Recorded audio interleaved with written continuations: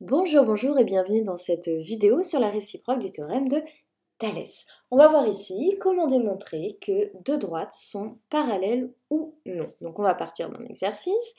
À partir de la figure suivante, on me demande de démontrer que les droites HE et GF sont parallèles. On me donne des informations de longueur sur différents segments. On va voir un peu comment on va les traiter par la suite.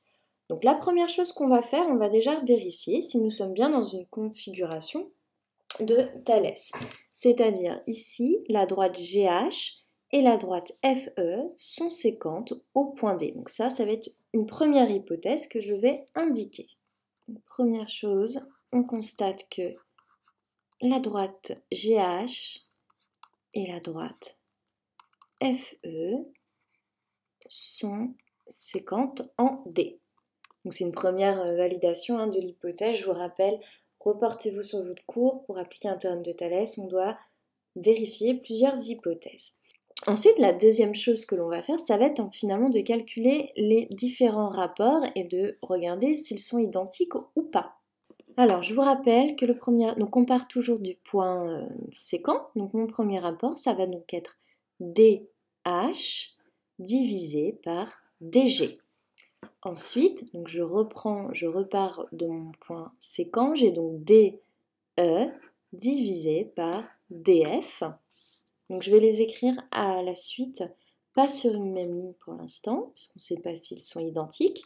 Et on va finir par le dernier rapport qui va être, donc on ne sait pas encore si elles sont parallèles ces droites, donc pour l'instant je ne parle pas de droites parallèles, je vais juste dire que c'est donc le segment HE, je prends toujours le plus petit, je vous rappelle, donc HE divisé par GF.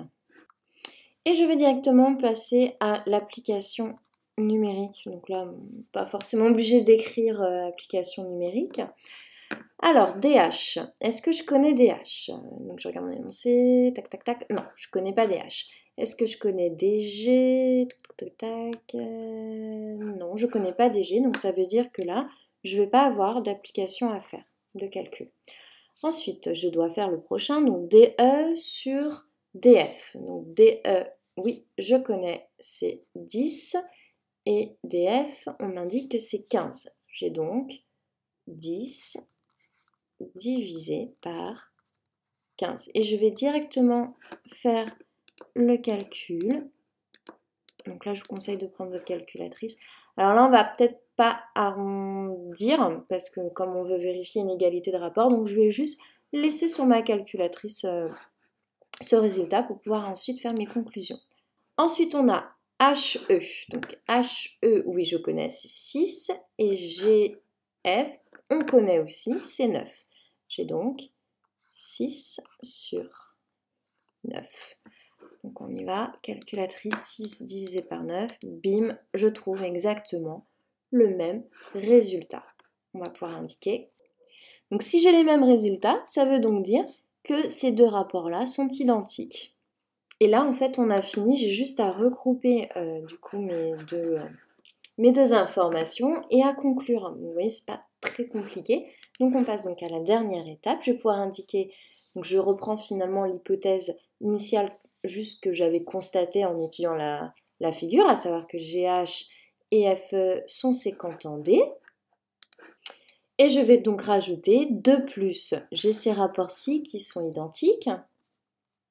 Donc, d'après la réciproque du théorème de Thalès, faites bien attention à bien expliciter le nom de la réciproque ou même du théorème que vous allez utiliser. Les droites HE et GF sont parallèles. Et vous avez donc fini l'exercice. Donc, je récapitule.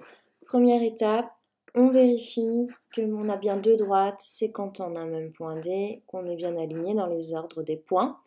Ensuite, on va poser les rapports qu'on va devoir calculer. Petit conseil, on part toujours du point D de mon point séquent, d'accord? Donc DH, TAC, DG, etc.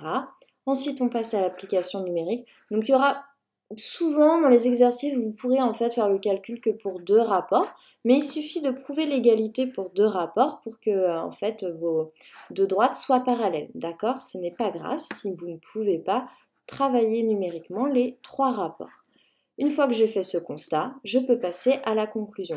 Bien évidemment, si ici on n'avait pas eu donc des résultats identiques, j'aurais donc j'aurais marqué donc les résultats sont différents, donc ce rapport-ci est différent, donc il suffit de barrer le égal à HEGF, et dans ma conclusion, j'aurais écrit d'après la réciproque du théorème de Thalès, les droites EH et GF ne sont pas parallèles du coup.